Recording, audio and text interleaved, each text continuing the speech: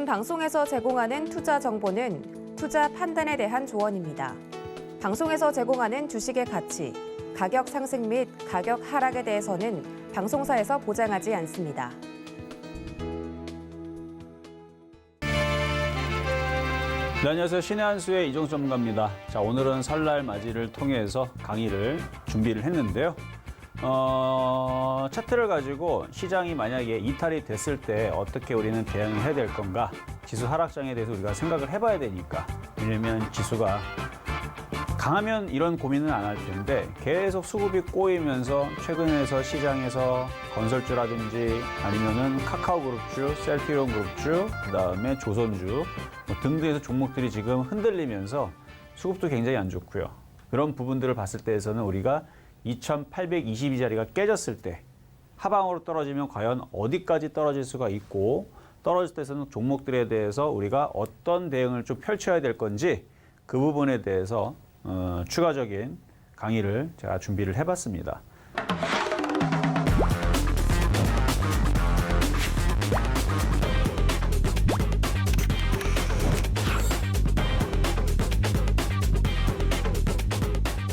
자, 지수 저점이 이탈이 되면 일단 마디빌 분석에 대해서는 이따가 다시 뒤에서 한 번 더 정리를 해드릴게요. 자, 지수는 2822자리가 어떤 자리냐? 자, 일단 차트로 보게 되면, 자, 오늘 날짜는 여러분들을 보는 이 강의는 설날 때 강의가 녹화되어 있는 부분들을 보는 방송이 될 겁니다. 그래서 오늘 날짜는 1월 20일인데요. 아직 저점이 이탈되질 않았습니다. 그래서 저점이 이렇게 아직 이탈되진 않았죠.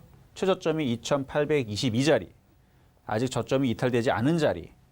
말 그대로 이렇게 올라가주면 참 좋을 건데 아직 그게 확정적으로 나오지 않았습니다.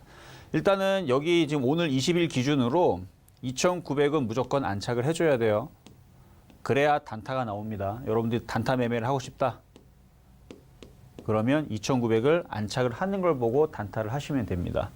원래 저의 계획은 우리나라 시장이 1월 17일, 이날이 1월 17일 날입니다. 1월 17일 날인데 17, 18, 19, 20 맞죠? 1월 17일 날에 2900이 깨지지 않은 선에서 다시 2950을 안착을 하고 2950을 안착을 해주고 그 다음에 종목들을 갖고 있는 것들이 3000에서 3050으로 올라오면 계속 여기서 열심히 사고 팔고 하면서 매매하면서 수익 계속 내면서 재미있게 좋은 장세를 펼치려고 계획을 했었습니다. 그건 저의 생각인 거죠. 제가 봤었던 시장은 그렇게 나쁘게 보지 않았거든요. 자, 다시 지워서 차트를 보면 자, 요거는 지금 일봉이고요. 요 자리에서 저점이 지지가 되고 여기서 올라가지고 조정받고 올라가주면 이거를 이제 주봉으로 보면 여기서 지지하고 올라가면 이쪽으로 올라가는 모양이 만들어지는 거죠.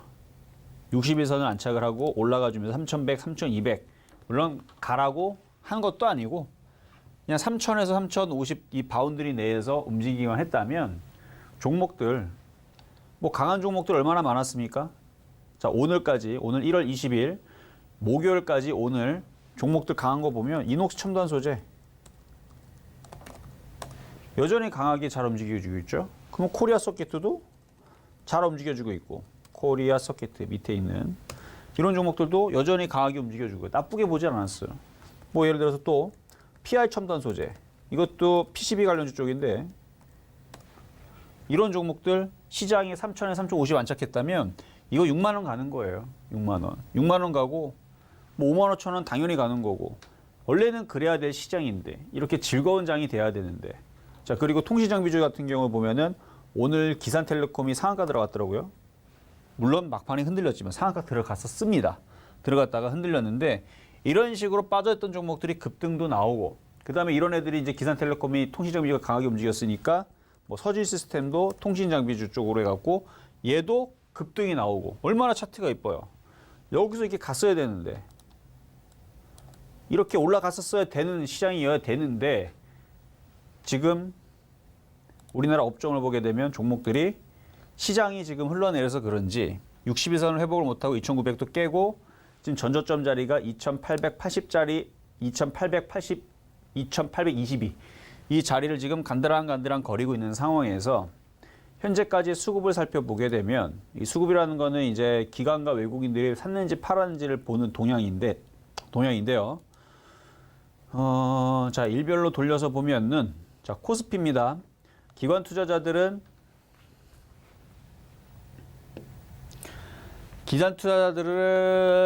연초서부터 이미 벌써 열심히 팔고 있죠. 열심히 팔고 금융투자도 열심히 팝니다. 얼마를 팔았나 봤더니 3조 6천억을 던져놨어요.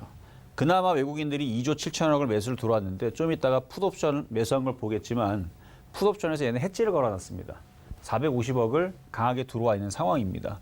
그러니까 얘네들은 주식을 이렇게 던져도 상관이 없는 게 풋옵션을 많이 사놨기 때문에. 근데 개인 투자자들은 어쨌든 들어오고 있죠. 손절하지 않고. 신용 잔고가 한 달 전 기준으로 1조가 늘었어요. 1조가 늘었고 여전히 많은, 그러니까 23조 5천억 정도가 되는 수준의 지금 신용 잔고를 좀 가지고 있고 주식도 많이 갖고 있는 상황에서 지금 기관들은 열심히 팔고 있는데 외국인들이 풋옵션을 들어갔다. 그러니까 얘네들이 올릴 필요가 없거든요. 그래서 외국인들이 포지션을 어딜 잡았나 하고 분석을 해보니까 우리나라 선물지수로 따져보니까 외국인들이 포지션을 잡은 자리는 선물지수 코스피 200으로 보겠습니다. 200으로 봤을 때 우리나라 지수 대략 한 2070짜리, 그러니까 한 요 정도까지, 아니, 코스피로 볼게요. 자, 코스피로 봤을 때 잘 보이지는 않지만 2700짜리까지는 얘네들이 놔놨어요. 그래서 이 옵션 가격으로 봤을 때에서 2700짜리면요. 2700 요 정도 자리인데 360 정도 자리까지는 얘들이 풋옵션으로 열심히 지금 사놨습니다. 360 정도 자리까지는. 그래서 업종을 다시 돌리면 선물지수는 360 정도 자리. 외국인들이 포지션이 어제 많이 들어갔던 자리를 얘기하는 건데 그 자리가 2600 정도 자리가 2700 정도가 되는 자리고 2700은 이쯤 되죠. 이쯤 되는 자리고 좀 가려서 좀 잘 안 보이지만 외국인들이 포지션은 그렇다는 얘기예요. 아직까지는. 근데 그 이하로 떨어질 가능성도 있습니다. 왜냐면 그 풋옵션이라는 거는 그 가격을 많이 공략한 상태에서 그보다 더 떨어지면 더 큰 수익이 나오기 때문에. 자, 그리고 다시 수급으로 다시 돌아가면 자, 아까 풋옵션 얘기했었잖아요. 풋옵션을 보게 되면 어제 외국인들이 여기 잘 안 보이겠지만 눈 잘 크게 뜨고 보면 445억을 어제 외국인들이 풋옵션을 사놨어요. 없다가 갑자기 들어왔습니다. 그래서 저 부분들 때문에 얘네들은 지수를 쉽게 들어주질 않고 계속 매도세가 좀 거슬릴 수도 있겠다라는 좀 생각이 좀 듭니다. 거기다 지금 최근에 종목들이 흔들리기 시작하는데 뭐 현대조선해양이라든지 현대중공업이라든지 아직 종목들이 정신을 못 차렸어요. 현대제철이라든지. 그러니까 오늘 20일 날 목요일 날에 코스닥이 좀 많이 움직였거든요. 오늘 많이 올라갔는데 이 올라간 이 흐름들이 깔끔하게 강하게 고점을 돌파한 게 아니고 딱 그 빠졌던 부분만큼만 이제 들어주는. 예를 들어서 뭐 SM이라든지 종목을 보면 오늘 엔터줄이 좀 잘 움직였거든요. SM을 보면 뭔가 돌파가 되면서 강하게 올라가는 느낌이 아니고 그동안 빠졌던 부분에서 요만큼 들어주는 느낌 정도. 뭐 YG 엔터도 많이 빠졌기 때문에 반등이 나온 거지 아직 이 차트가 살아났다라는 느낌은 아직은 아닙니다. 뭐 오늘 엔터주들이 강했으니까 언급해드린 것뿐이고 뭐 시장에서 주도주 역할을 하고 있는 업종의 대표주를 보더라도 마찬가지. 아직 종목들이 살아나질 않았어요. 살아났다는 얘기는 뭐냐면 오늘 게임주에서 급등했던 종목이 있는데 기억이 나질 않네요. 아까 신한수에서 얘기했었는데 이렇게 급등을 해야 돼요. 현대건설이 이렇게 급등을 하는 장대양봉의 거래에 실린 모습이 나와야지만 이 모양이 나오려면 기가 외국인들이 주식을 많이 사야 됩니다. 오늘 기가 외국인들이 지금 주식을 산 부분을 얼마 샀냐면 외국인들이 2,700억을 팔았고요. 기관들은 1,000억을 샀습니다. 이거 갖고는 안 된다는 얘기예요. 정말 강하게 세게 올리려면 최소한 하루에 5천억씩은 사야 돼요. 외국인이 됐든 기관이 됐든. 아직 그 부분들이 안 나오니까 제가 아직 시장을 못 믿는 겁니다. 지난주까지만 해도 제가 시장을 믿었죠. 뭘 믿었냐면 그래도 2,900은 지지를 하고 해외 시장도 잘 버텨주고. 자, 해외 시장 한번 볼까요? 얘네들은 박스권이에요. 여전히 좋습니다. 나쁜 건 없어요. 자, 해외 시장을 해외 차트를 보면 자, 다우존스 많이 올라갔으니까 이 정도 빠질 수 있죠. 왜 빠지면 안 됩니까? 이 정도 빠질 수 있죠. 그리고 지금 하락 N자로 내려왔어요. 하락 N자라는 거는 주식의 기본인데 주식의 기본은 상승 N과 하락 N. 이 폭과 이 폭이 기본으로 비율이 동일하게 1대1로 이루어지는 이게 일단 기본으로 출발을 합니다. 그래서 보면 여기도 상승 N자. 그렇죠? 요것도 상승 N자. 재밌죠? 그림 공부입니다. 하락 N자. 떨어질 만큼 떨어졌으니까 박스권이고. 많이 그동안 맨날 올라갔으니까 얘네들은 뭐 몇 년 동안 계속 올라가요. 올라가니까 뭐 고점에서 신고가에서 요만큼 빠지는 게 뭐 대수라고. 근데 우리나라는 왜 억울해요? 얘네들은 그래도 꼭대기라도 올라가 봤지. 우리나라 시장은 계속 박스피. 최근 6개월 동안 맨날 떨어지고 이랬는데 어쨌든 이만큼 떨어졌는데 여기서 들어주고 또 떨어지고 들어주고 그러니까 박스권에서 일단 갇혀져 있는 상황. 아직 그러니까 이게 막 되게 이 모양을 보면서 세다라는 느낌은 안 들죠. 여러분 보더라도 이 부분을 보면서 야 주식이 되게 세다 이 느낌은 아니란 말이에요. 여기서 전저점을 지지하느냐 안 하느냐 다우존스입니다. 이게 이제 관건인데 일단 이 자리에 아직 여유가 있기 때문에 얘네들은 급할 게 없어요. 우리나라가 급한 거지. 근데 얘네들이 출렁거리고 반동 주고 출렁거리고 계속 시간을 끌면서 계속 하방을 타기 시작하게 되면 제가 이걸 주봉으로 한번 보여드릴게요. 주봉으로 보게 되면 주봉입니다. 일봉하고 좀 그림이 좀 틀리죠? 요 저점이 깨지기 시작하게 되면 여러분들이 그 두려워하는 하락 트렌드가 만들어져요. 아직은 박스권이에요. 겁먹지 마시고 이 저점이 깨져버리게 되면 이 자리가 대략 지금 주봉상으로 보니까 한 34,000 정도로 보시면 되겠네요. 그러니까 정확하게는 저점이 한 33,700, 뭐 800 이 정도 사이인데 34,000이 깨지게 되면 의미적으로 일단은 뭐 1000단위로 봤을 때에서 34,000이 깨져버리게 되면 일단 저점이 깨지면은 하락으로 이제 슬슬 내려가기 시작할 거고 반등을 줄 때 걸려요 또. 이렇게 떨어지고 이렇게 가야 되는데 저점이 낮아지고 깨지면 한번 깨지면 또 올라갈 때 저항으로 걸립니다. 저항으로 걸리고 또 떨어져요. 그럼 결국은 이렇게 하락 트렌드를 만들어지면서 하락장으로 들어갈지도 모른다는 얘기죠. 아직은 아니에요. 아직은 여전히 상승장 속에 있고 박스권이 유지가 되고 있기 때문에 다시 얘기하지만 미국 시장은 급할 게 없습니다. 우리나라가 급한 거예요. 근데 지금 상황이 예전처럼 강하게 지금 올라가는 모양이 아직 안 나오다 보니까 우리가 거기에 대해서 대비를 해보자 이 얘기를 했던 것뿐이고. 자, 그럼 나스닥으로 한번 가겠습니다. 자, 나스닥은 주봉인데요. 자, 일봉상으로 봤을 때에서 다우하고 나스닥하고 누가 더 강하냐라 물으면 당연히 다우존스가 강한 겁니다. 그 나스닥은 왜 약하냐? 왜 약하긴? 많이 빠지면 약한 거예요. 당연히.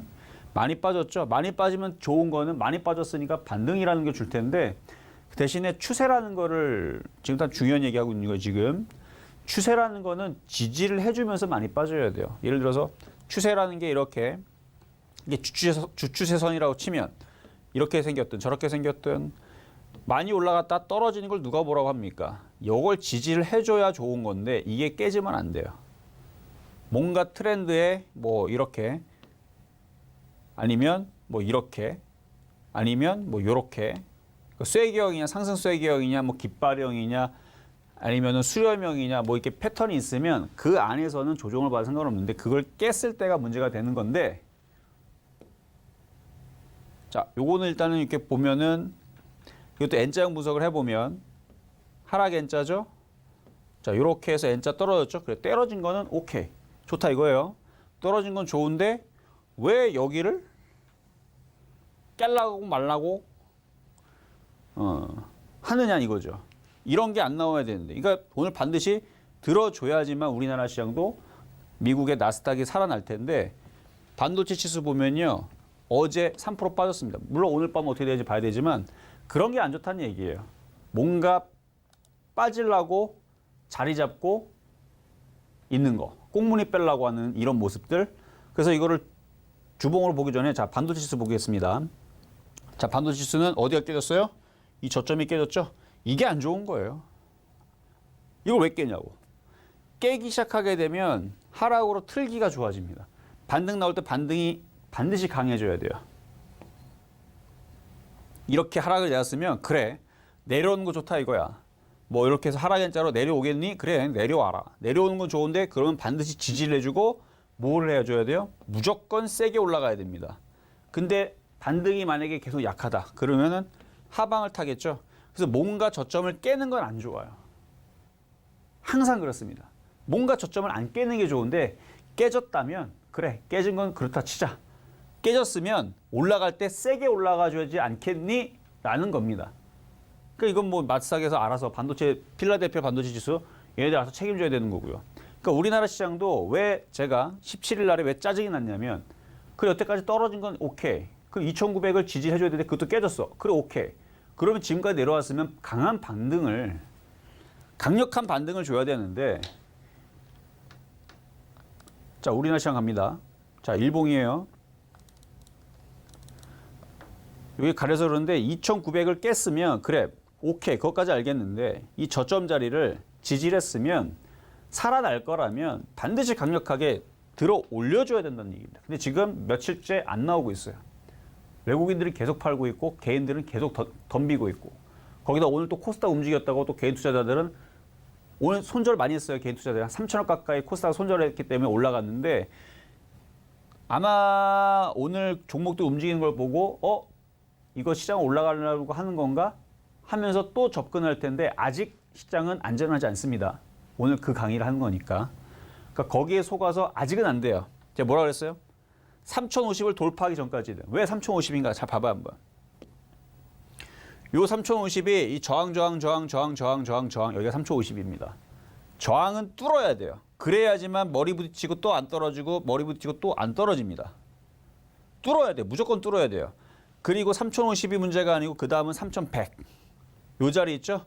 요 자리를 뚫어야 되는데 3,100을 뚫어놔야지만 우리나라 시장은 미국 시장도 올라갔듯이 유럽 시장 올라갔듯이 다 올라갔듯이 우리나라 시장도 이제 상승장으로 내지는 상승으로 가는구나 할 수가 있는 겁니다. 이 저항에서 걸릴 때에서는 단타밖에 안 돼요. 매매밖에 안 됩니다. 제가 그래서 시장에 대해서 3,050과 3,100을 두고 열심히 사고 팔고 해라. 돈 다 벌 수 있다. 얘기한 것도 이것 때문에 그랬던 거예요. 제가 3,100, 3,200 바라지도 않는다. 가면 좋죠. 가면요. 엄청 좋아요. 뭐가 좋으냐? 종목 다 움직입니다. 3,100 가고 3,200 가면. 다 움직이는데 바라지도 않아요. 왜? 이것만 움직여줘도 중소형주들 아니 그냥 동방석에 앉을 만큼 종목들이 잘 움직입니다. 그런데 3,000은커녕 3,000도 깨졌죠. 그래도 2,950은 지지할 줄 알았지. 이것도 깨졌죠. 2,900 깨지니까 무슨 일이 벌어졌다? 갑자기 조선주가 출렁. 철강주가 출렁. 출렁이라는 얘기는 박살났다는 얘기입니다. 그리고 건설주도 출렁거리고 업종의 대표주들이 지금 상태가 안 좋아요. 아까도 잠깐 차트를 봤지만 차트가 살아있는 게 없어요. 지금. 살아있다라는 건 강하게 뭔가 세게 위로 우상방으로 만들어놔야 되는데 자 다시 한 번 더 건설주 이게 살아있나요? 힘이 하나도 없어 보이죠. 매가리도 없어 보이고 거래도 없고 우하방을 타고 있잖아요. 지금 이게 상방이 아니잖아요. 우하방 조정 중에 있죠. 이러다가 출렁거릴 수도 있는 차트가 돼버렸고 자 현대건설, 현대중공업 아까 봤고 조선주 봤고 뭐 삼성중공업도 마찬가지고 뭐 조선주 다 비슷하죠. 이 세 보입니까? 약해 보이죠? 건설주, 조선주, 철강주. 자, 포스코.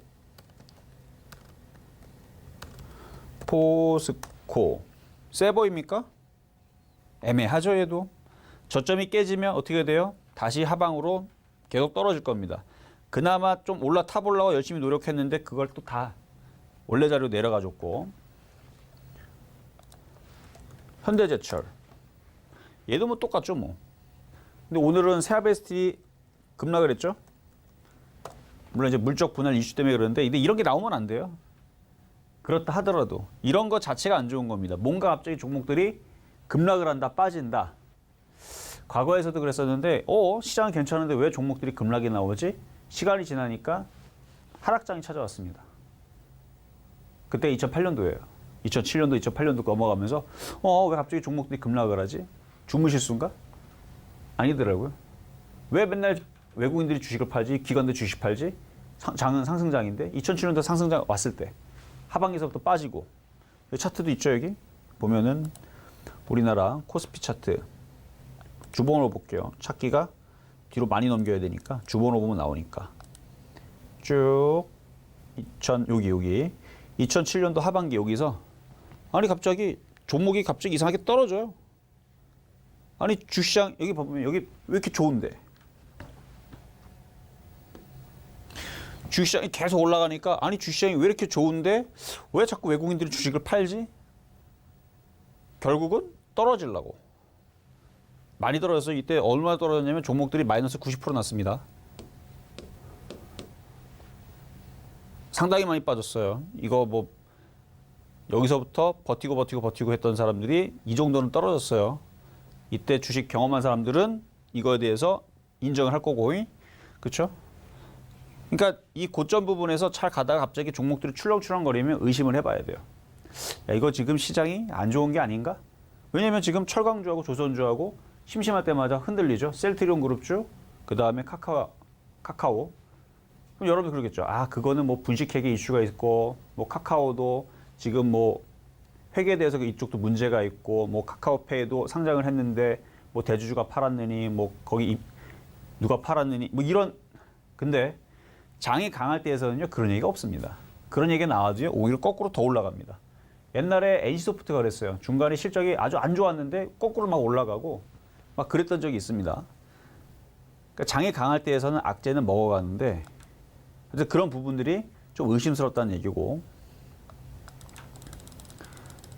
자, 그래서 지금 코스피 아까 분석했고 이제 해외 시장 다시 분석으로 넘어가면 아까 나스닥 얘기하다 넘어갔었죠? 자, 나스닥을 주봉으로 보겠습니다. 주봉으로 보면 이제 여기선 돌려줘야 되는데 요 자리를 지금 위태위태 만들어 놓은 것 자체가 지금 별로 기분이 기분이 좋지 않아요. 반등주고 혹시나 또 빠지지 않을까. 만약에 이 저점 자리가 깨지잖아요. 그 자리를 전 14,000원을 보고 있는데 14,000이 깨지게 되면 아직은 안 깨졌습니다. 아직은 뭐 괜찮아요. 뭐 미국 시장 아직 문제 없습니다. 우리나라만 문제예요 지금. 얘네 문제 없는데 만약에 14,000이 깨지게 되면 생각을 다시 고쳐 잡아야 돼요. 떨어졌다가 반등 주고 못 넘어가고 또 떨어지고 이렇게 해서 하락 트렌드로 얘들도 상당히 바닥에서 많이 올라간 폭에 조정을 받게 되면 얘도 마디 비율로 따지게 되면 중심 정도 자르게 되면 이쪽까지 생각을 해야 돼요. 이 자리가 대충 봤을 때는 한 10,000자리 정도 될 것 같은데 한 1,800, 뭐 만 되겠네요. 그렇죠? 그러니까 10,000까지 떨어지게 되면 우리나라 시장 종목들 가만히 있을까요? 아닐걸요. 분명 흔들릴걸요. 아직 미국 시장 안 깨졌지만 미리 대응을 해보자는 거예요. 반등이 약하고 미약하게 떨어지기 시작하게 되면 그러니까 나스닥은 14,000이 깨지게 되면 이제 여러분들도 수익 났던 것들, 손실이 적은 것들 슬금슬금 현금화 정도를 했다가 흔들림이 좀 대비하자는 얘기고. 그러니까 어제 19일 날에 필라델피아 반도체 지수가 그래서 갑자기 하루 만에 3% 빠진 거거든요. 3%가 빠진 거 여기 있네. 3.09%. 그러니까 떨어지지 않았을까라고 의심을 한번 해보는 거고. 다우존스는 아직 버틸만 합니다. 그리고 일본 시장으로 넘어가게 되면 여기는 저점이 길도 아직은 지지가 되는데 우리나라 시장하고 이제 동시에 이제 평일날 장중에 같이 개장을 하니까 같이 보면서 가면 되는데 장중에 갑자기 니케이 시장도 이렇게 보면은 여기가 깨지면 밑이 횡하죠. 여기가 네크라인, 마지노선. 니케이 시장 27,000 깨지면 밑으로 쿵 하고 떨어질 수 있는 흐름이 됩니다. 여기 음봉 보면은 음봉이 많죠? 양봉이 하나 나왔는데 아직 감아 올리질 못했어요. 아마 다시 흔들릴 수도 있습니다.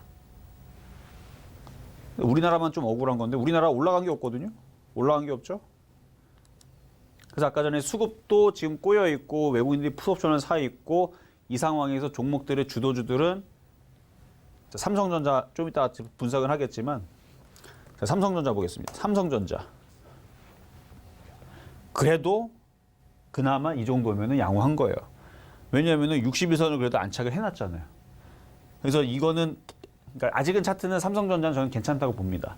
아직은 괜찮은데 시장이 빠지면 항상 끌어내리는 애가 얘니까. 그래서 이거를 수급을 잘 봐야 되는데 지금 수급을 보면 좋지가 않아요. 자, 수급을 자, 투자자별 이쪽이 아니고 자, 종목별 자, 삼성전자입니다.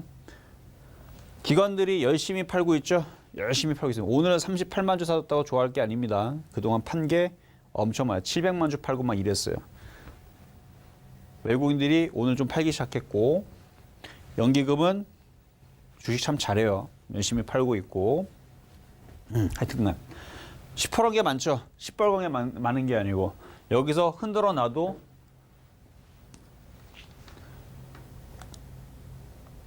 최근에 많이 산 거는 개인 투자자이기 때문에 개인 투자자들이 많이 힘들 거고요. 여기서 깨지기 시작하게 되면 좀 조심하셔야 되는데 어쨌든 아직 강한 차트는 아닙니다. 버티고 있는 나쁘지 않은 차트는 맞지만 아직 강한 차트는 아니에요. 삼성전자, 삼성 SDI 그나마 요거는 양봉은 강한데 61선을 회복 못했죠. 저항으로 걸리는 자리입니다. 그러니까 아직 정상적으로 강한 차트가 별로 나오질 않아요. 삼성전기 볼까요? 삼성전기 그나마 얘는 강한 차트가 맞아요. 우상방을 하고 있고 거래량도 괜찮고 그나마 이거 근데 PCB 관련주 얘만 강하니까. 근데 여러분 알겠지만 삼성전자하고 SK 하이닉스가 시가총액 1위, 2위인데 얘도 지금 상태가 별로죠. 강하다면 뚫어줘야 되는데 지금 조정 중에 있습니다. 혹시나 밑으로 밀리지 않을까. 그러니까 뭔가 지금 시장에서 업종의 대표주들, 주도주들이 이끌어주거나 땡겨주는 종목이 없어요. 그러니까 지수가 이렇게 생긴 거예요. 만약에 그런 종목들이 있거나 그랬다면 우리나라 시장은 여기에 있지를 않고 요 모양이 아니고 장대양봉이 나오면서 기관과 외국인들이 5천억씩 사든 1조씩 사든 하면서 땡겨 올렸을 텐데 그게 없다라는 얘기입니다. 자, 그러면 지금까지는 1월 20일까지의 지금 수급 상황과 종목들 상황을 살펴드린 건데 아직은 깨지 않았습니다. 이제 본격적으로 얘기를 해드릴게요. 아직은 시장이 깨진 건 아니에요. 희망은 있습니다. 뭐가 나오면 장대양봉과 어디를 돌파하는 3050을 돌파해야 되는데 너무 멀죠. 지금 지수대가 2800대인데 3050을 돌파하려면 거의 300포인트가 올라가야 됩니다. 그 300포인트는 못 올라가도 최소한 2900. 최소한 2900은 갖다 줘야 됩니다. 아까도 다시 얘기했지만 2900을 안착을 해줘야 단타가 되고요. 시장이 그래도 안정세를 펼쳐지려면 2950 안착 후 3000을 노려야 됩니다. 그 안에서만 왔다 갔다 해줘도 저는 우리나라 시장한테 박수를 쳐주고 싶어요. 그래도 매매하는 종목들은 계속 나올 거고 별 문제가 없습니다. 근데 아까 전에 제가 우려했던 상황들이 막 나스닥이 어디가 깨지고 뭐 14,000이 깨지고 다우가 어디가 깨지고 막 이런 일이 벌어지면서 니케이도 27,000이 깨지고 막 이런 일이 벌어지게 되면 우리나라 시장은 올라간 것도 없이 되게 억울하게도 이 자리를 깨고 종목들이 굉장히 싸질 거란 얘기입니다. 이 얘기를 하는 거예요. 혹시나 깨져버리게 되면 여러분들이 그냥 냅두지 말고 지금 시장에서 아직까지 손실이 적거나 수익이 났던 애들은 현금화를 좀 해서 최소한 10% 정도라도 하시고 만약에 저점이 정말 깨진다. 미국 시장이 무너진다. 깨진다. 그러면 딱 30%까지만 해도 돈 다 법니다. 나머지 70%는요. 그냥 물려서 냅두세요. 그냥. 제가 마지노선을 얘기하는 거예요. 여태까지 그 시장이 급락했었던 여러 가지 상황들 있었잖아요.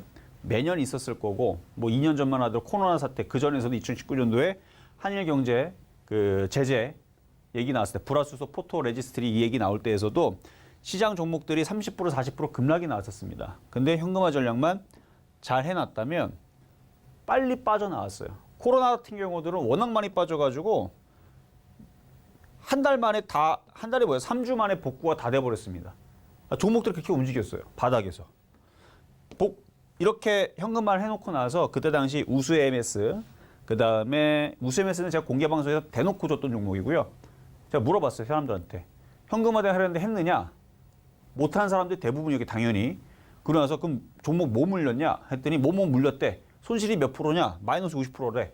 그래서 제가 뭐냐면 그럼 50% 복구할 수 있는 종목을 찍어주면 되겠느냐? 대신에 나중에 50% 복구되면 여러분들이 이종우 전문가님 너무 감사합니다. 라고 여기 뭐 실전매매 정수 방송할 때 열심히 제가 쓰라 그랬거든요. 근데 몇 번 쓰다가 말더라고 사람들. 어쨌든 그때 줬던 게 우수 MS하고 P&E 솔루션인데 이름이 지금 원익 P&E로 이름 바뀌었죠.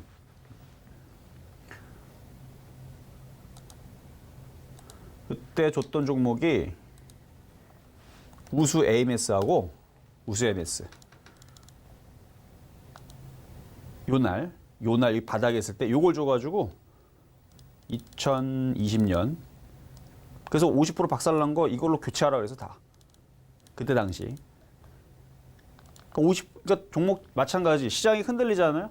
빠져봤자 많이 빠져야 마이너스 50%고 적게 빠지면 마이너스 30%인데 이미 벌써 그 정도 손실이 나 있는 사람들 마이너스 50% 가지도 않습니다. 그냥 마이너스 40%에서 왔다 갔다 할 거예요. 근데 이게 왜 빠지면 기회냐? 이때 당시 우수 MS 바닥에서 주워 담으라 그랬거든요. 여기서 공개 방송에서 이게 몇 프로 갔냐면 이게 2, 3주 만에 이게 벌써 50%간 거고요. 2주도 안 걸렸어 그때 며칠 만에. 이게 2주인가 그럴 거예요. 2주인가 일주일인가 만에 50%간 거고 한 달도 안 걸려가지고 100%가 올라왔습니다. 그래서 중간에 이때 공개 방송 들어왔고 샀던 사람들이 여기서 물어봤어요. 전문가님 50% 수익 났는데 너무 감사합니다. 팔아야 되나요? 그럼 제가 뭐라고 할 것 같아요? 욕심내서 더 가져가세요? 제가 뭐하러 그렇게 합니까? 약속한 건 50% 복구가 되면 되지 않느냐를 약속한 거죠. 그래서 그 얘기를 하면서 팔아라. 욕심내가 또 떨어지면 또 누굴 또 뭐라 하려고. 그렇죠? 팔아라. 여러분들이 물려가지고 막 힘들고 이때 당시 코로나 때에 박살나가지고 다들 힘들 때에서 다 죽을 것 같았던 그 상황을 까먹지 말고 수익 날 수 있는 종목을 찍어줄 테니까 교체를 해라. 해고 줘가지고 50% 다 복구될 때 얘기해준 얘기예요. 팔아라. 근데 팔고 나서 너무 많이 더 올라가니까 그때 삐진 사람들도 있었겠지만 이거하고 그다음에 원익 IP입니다. 두 가지 줬어요. 왜냐면 가격이 안 들어왔다는 사람들도 있을 수 있으니까. 원익 P 원래 P&E 솔루션이었는데 원익 P&E도 그때 당시 여기서 사라 그랬어요. 무슨 종목들 얼마 물렸느냐? 마이너스 50% 물렸대. 제가 추천한 건 아니에요. 본인들이 제가 현금화대한테 하라거든. 시장 빠지기 전에. 2월 중순부터 2월 10일경부터 해서 현금화 대응 하시고 그 다음에서도 3월 달에 잠깐 반등 나올 때에서도 현금화 대응 많이 하라 그랬거든요. 그리고 나서 현금화 대응 30% 이상 했던 사람들이 쪽 빠지고 나서 다 기회장이었는데 대응을 못했던 사람들 기준으로 이걸 줬던 거예요. P&E 솔루션. 지금은 이름이 바뀌었습니다. 얘도 똑같죠? 이렇게 올라올 때 이게 몇 프로냐면 이게 124%입니다. 똑같아요. 얘들도 일주일, 2주일도 안 돼갖고 50% 수익이 나왔습니다. 자, 그럼 이 얘기를 왜 해드리는 거냐? 시장이 박살난다고 겁먹지 마세요. 박살나면 덜 깨지면 됩니다. 덜 깨지는 방법은 대형주에 숨어 있든가. 삼성전자 아무리 깨져도 50% 안 나옵니다. 대형주에 숨어 있거나 많이 빠진 종목에 들어가 있거나 그러면 돼요. 그러면 덜 깨집니다. 근데 만약에 대형주든 많이 떨어져 있는 종목이든 수익권역에 있거나 손실이 작으면 현금만 하는 게 좋죠. 왜냐면은 많이 빠진 종목 이런 걸 사야 될 거 아니에요. 그래서 50% 100% 먹어야 될 거 아닙니까? 그러니까 종목들이 빠진다고 겁먹지 말고 현금화 대응 30%만 하라는 얘기예요. 항상 저는 그래서 이 변곡점에서 시장이 이상하다, 요상하다 싶으면 항상 30%를 얘기하는데 근데 지금은 시장이 아직 저점이 안 깨졌습니다. 그래서 지금은 10% 정도도 괜찮다라고 얘기하는데 물론 수익이 난 게 많다. 여러분 대부분 사람들이 주성엔진을 후성을 갖고 있다면 그러면 30% 해야죠. 현금화 대응. 왜냐면 수익이 많이 났으니까. 근데 그게 아니고 대부분 사람들은 손실이 많이 있어서 수익 난 거 요만큼 있고 그러니까 10%만 제가 마련하라고 하는 건데 지수가 2822가 깨져서 시장이 흔들흔들거리고 나스닥도 흔들리고 니케이도 깨지고 이런 일이 벌어지면 30%까지만 늘려놔라. 나머지 70%는 어떡하라? 물려라. 괜찮다. 여러분들이 이것까지 다 줄이려고 하잖아요. 이거 욕심입니다. 근데 여러분들 만약에 수익이 아까도 얘기했지만 주성엔지니어링 저는 280% 수익 났고요. 후성 450% 수익 났는데 그쪽에 5천만 원, 1억 갖고 있습니다. 지금 수익이 많이 나가지고 지금 계좌가 4억, 5억이 됐어요. 이거 어떻게 됩니까? 그러면 30% 현금화도 되고요. 70% 현금화도 됩니다. 그런 상황이면 현금화 많이 해도 돼요. 수익 많이 났는데 뭐가 걱정이에요? 혹은 하한가 가면은 팔면 되지. 근데 대부분 사람들이 그 상황이 아니기 때문에 이 얘기를 하는 거예요. 지금 대부분 이거 물려있고 저거 물려있고 매매하다 물려있고 이런 상황들이 대부분이니까 일단 이렇게 하되 시장이 2822가 깨지면 이만큼만 하고 현금화를 나머지 70%는 어차피 많이 물려있는 종목일 거 아닙니까? 그냥 괜찮아요. 물리세요. 이게 나빠서 그런 게 아니고 손절의 의미가 없어요. 쭉 빠지면 다시 시장이 빠져서 빠진 거는 다시 올라옵니다. 다시 올라오는데 그 나머지 그 30% 요 놈이 여러분들의 계좌를 구해줄 거예요. 이 놈이 여러분들의 본전 복구를 해줄 겁니다. 여태까지 그래왔어요. 이거 안 해봐서 여러분들이 몰라서 그렇지 대신에 타이밍이 중요합니다. 그 타이밍에 대해서 이제 얘기를 할 건데 시장이 어디까지 빠지고 그것까지 알면 제가 신이겠지만 저는 신은 아닙니다. 그래서 분석만 해드리는 거고요. 자, 다시 PPT로 다시 넘어가서 자, 2822가 깨지게 되면 벌어지는 일 종목들이 한 단계 더 추락하기 때문에 현금화 대응 후 저가 매수 전략을 쳐야 된다. 당연한 얘기죠.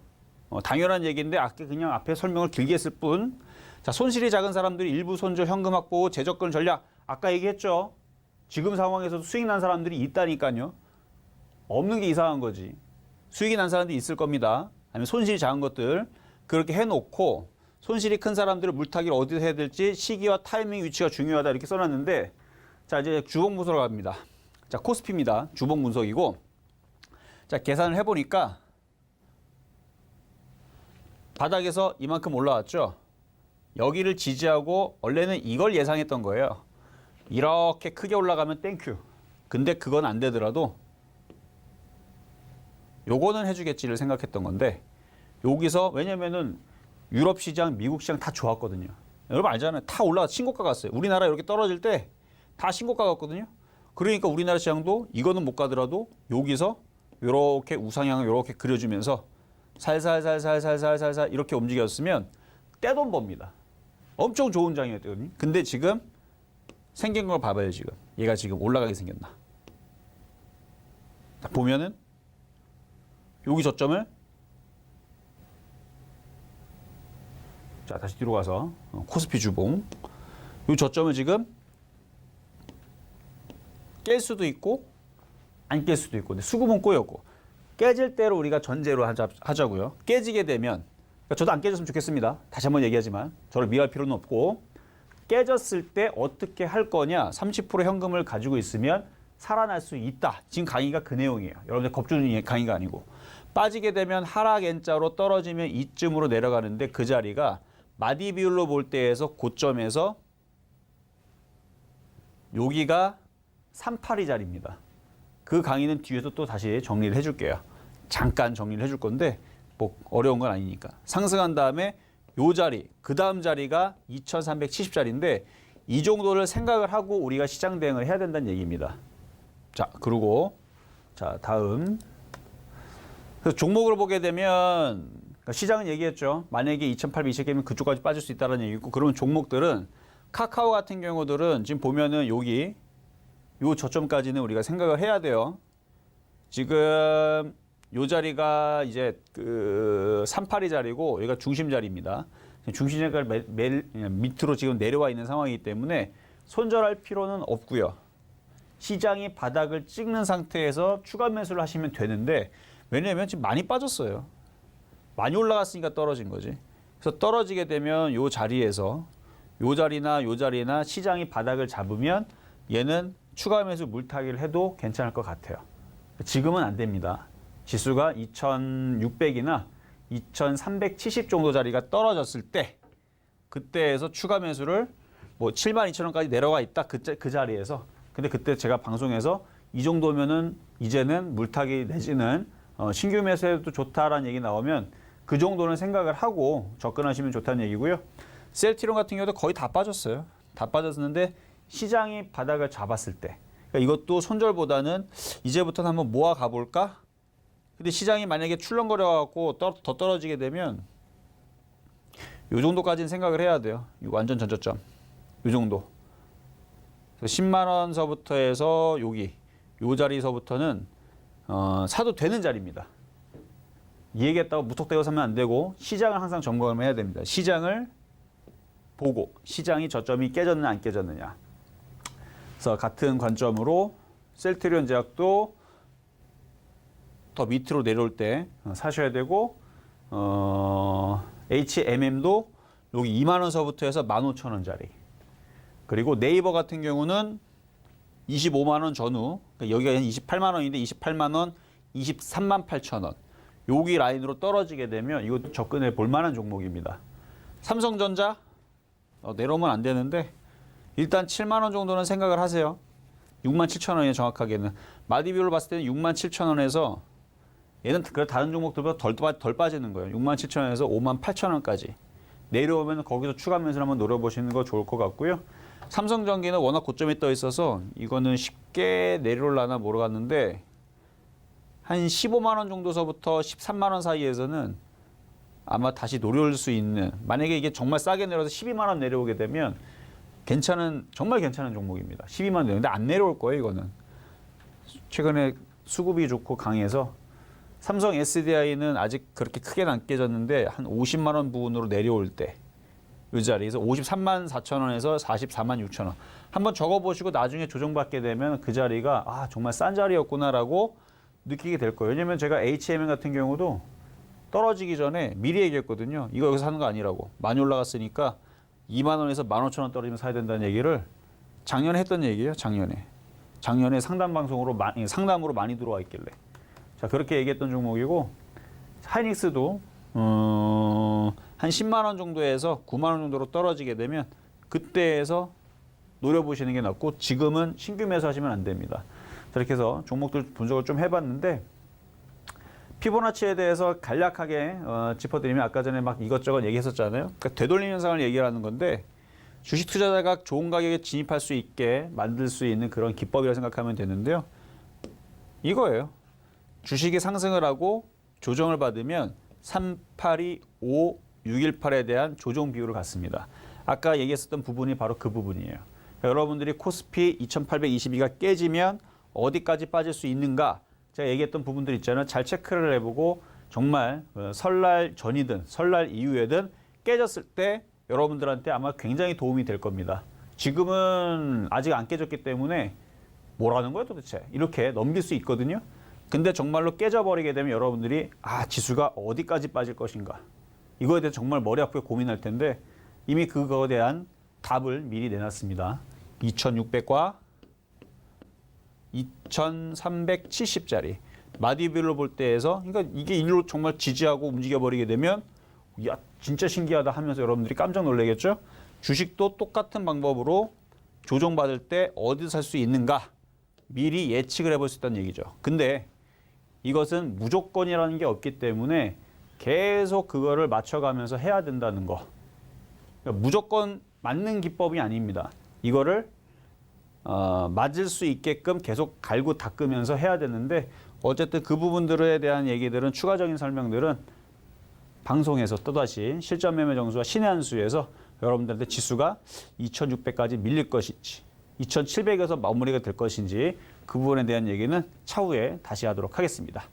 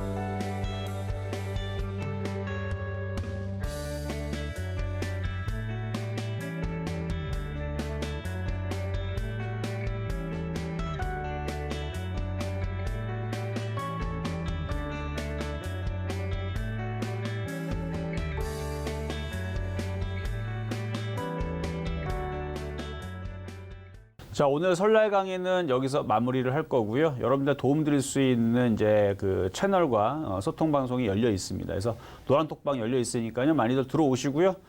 시장에 대해 너무 겁내지 마시고 여러분들이 알고 있다면 여러분들 충분히 대응할 수 있습니다. 그래서 오늘 전략은 그 부분에 대한 전략이니까 일단 설날 이후에서 다시 찾아뵙도록 하겠습니다. 감사합니다.